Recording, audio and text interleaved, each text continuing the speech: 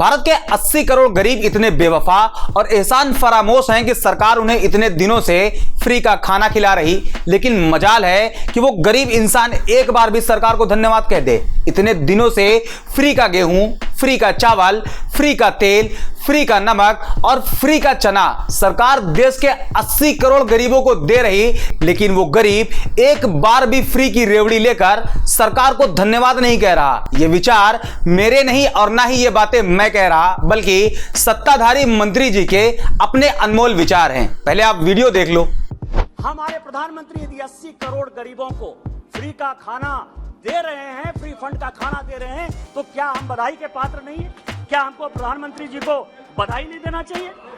अब यहां पर सबसे पहला सवाल तो यह आता है कि भारत की टोटल आबादी लगभग 140 करोड़ है और उसमें से 80 करोड़ लोग गरीब हैं। इतने गरीब कि सरकार के रहमो करम पर मुफ्त का खाना खा रहे हैं। कितने शर्म की बात है कि जिस देश के राजनेता और उनके समर्थक देश को विश्वगुरु घोषित करते रहते हैं, उस देश में 80 करोड़ लोग गरीब हैं और 80 करोड़ गरीब वाला देश कैसे विश्वगुरु बन सकता है?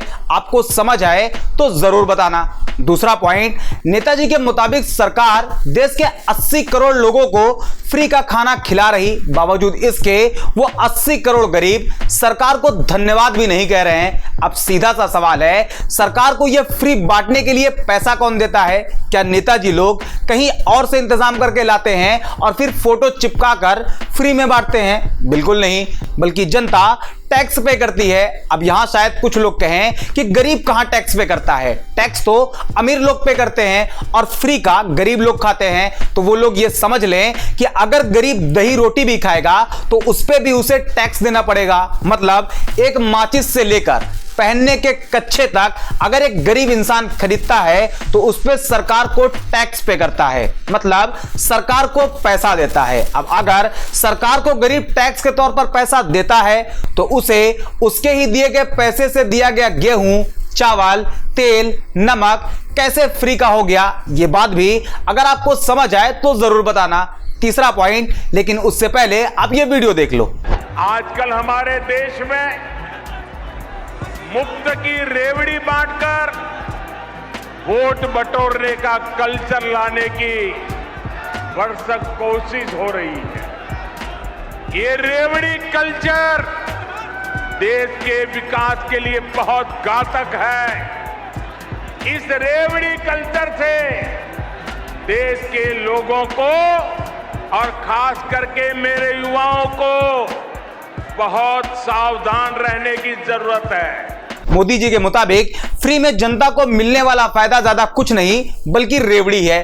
अगर फ्री में जनता को मिलने वाली चीज रेवड़ी है तो नेताजी के मुताबिक ये जो देश के 80 करोड़ गरीब लोगों को फ्री का खाना सरकार खिला रही है वो क्या है? ये फ्री की रेवड़ी वाले लिस्ट में आएगा या नहीं, ये भी अगर आपको समझ आए तो जरूर बताना। वैसे जिस तरह ये देश के 80 करोड़ गरीब को बेइज्जत कर रहे हैं कायदे से, तो सरकार को इनसे सवाल कर लेना चाहिए कि भाई ये बताओ, राजनीति में काहे आए हो? जनता की सेवा करने के लिए या किसी और काम के लिए? और जहां तक बात जनता की सेवा का है तो उस सेवा के बदले में बहुत सी फ्री वाली स्कीम ऑलरेडी नेताजी को मिलती है।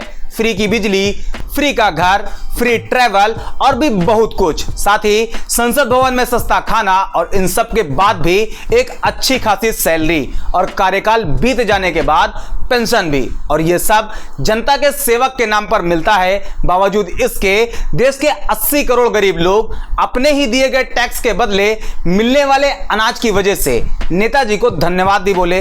है ना मजे की बात? अगर देखा जाए तो राजनीति से अच्छा कैरियर किसी और सेक्टर में नहीं है और यही वजह है कि यूपी वालों की पहली प्राथमिकता नेता बनने की होती है। आज की वीडियो अगर समझ आई हो तो इसे लाइक करो, शेयर करो और चैनल को सब्सक्राइब जरूर कर लो। मिलते हैं अगले वीडियो में।